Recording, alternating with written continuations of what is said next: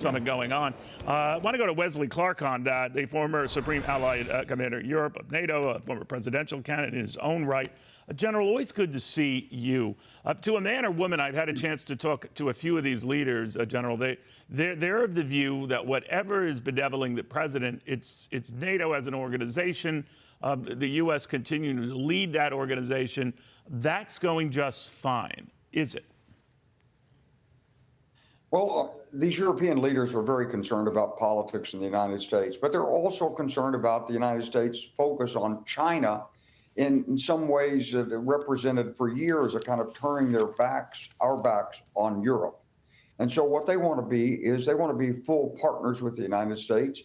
They have concerns about China as well. And the truth is that we're not going to be able to manage China effectively if we don't have strong support from our European allies.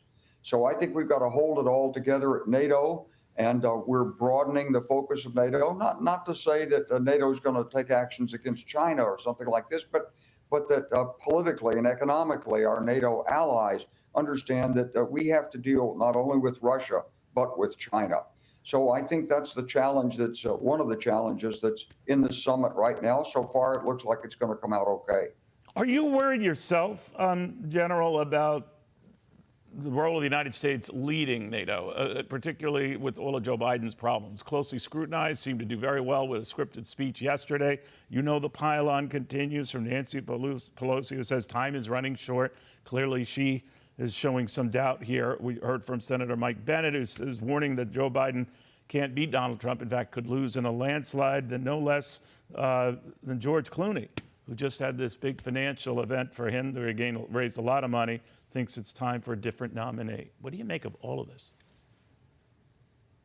Look, I think I was there at the event yesterday. I watched President Biden. I saw him up pretty close. He looked pretty good. He looked strong.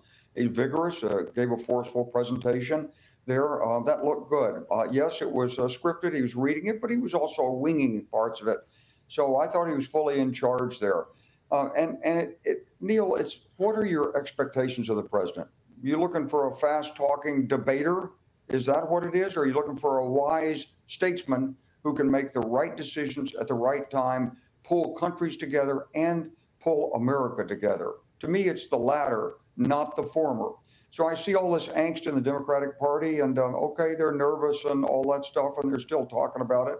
But you've got in Joe Biden the most experienced international statesman that's ever been president of the United States.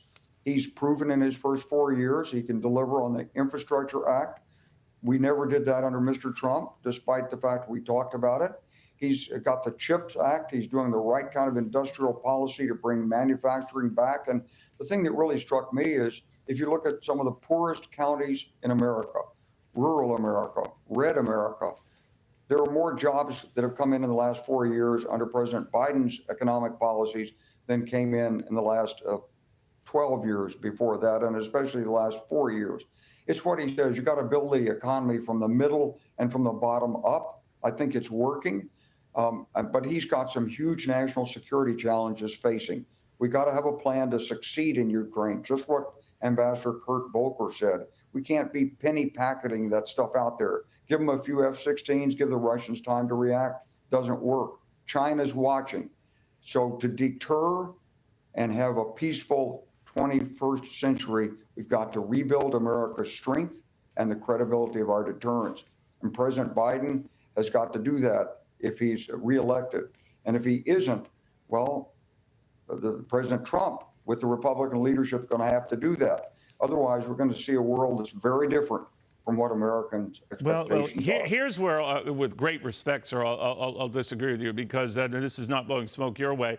But you could think and did think and do think very fast on your feet. I wouldn't know the difference when you were running for office, whether you're reading from a prompter or not. Chances are not. So you're fast on your feet. You have a good sweeping view of history. Now, Joe Biden might have had that. I covered him decades ago. We sometimes would share in a Acela train going back and forth at the time when he was getting dropped off in Wilmington, Delaware. So that was the younger Joe Biden. Look, I've aged, you've aged, you're aging pretty well. I don't know about myself. But the growing concern here among your Democratic friends and colleagues is that he's lost his fastball, and his cognitive abilities are sliding fast. It sounds cruel, but there are a lot of people wondering if he can get going for the next 4 months, let alone the next 4 years. Their fears must be justified because they saw that debate. Some of them are revealing what they've seen in person, that it's gotten bad. Yeah. No, I saw the debate and I was worried about it. But Neil, when you put it in perspective, first of all, as you recall, I did run for president and I was coached by Democrats. And they did it to me what they did to Joe Biden. They filled my head with a bunch of statistics. They were preparing me for an academic debate. And that's as soon as I saw Joe Biden start to say point one, point two, what was point three?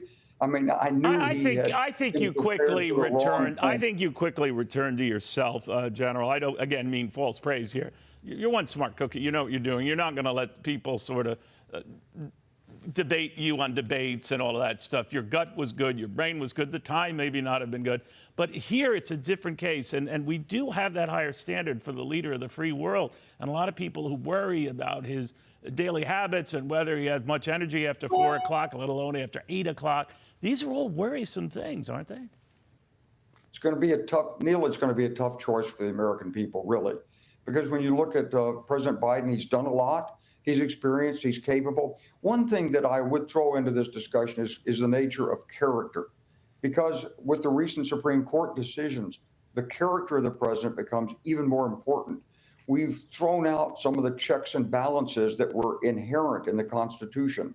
And so now the president is basically has immunity for any official acts in office. So he's not under checks and balances the same way. So character becomes more important. And I think that the American voter has to look at character. Who's in it for the American public? Who's in it for the national interest versus who's in it for himself and his family's welfare? And so to me, I think there's a clear distinction between the candidates. One of them can't talk as well right now, maybe, but one of them has certain deficits in character compared to the other. And I think that's the choice facing the American people. Right. A lot of people say, gee, we don't like this choice. Well, this is a democracy. It is what and it that's is. The choice that we have. General, thank you very much. I'll put you down as a maybe on Donald Trump. We'll see how this goes and maybe a follow-up interview. But it's always good seeing you, Commander. Thank you very much.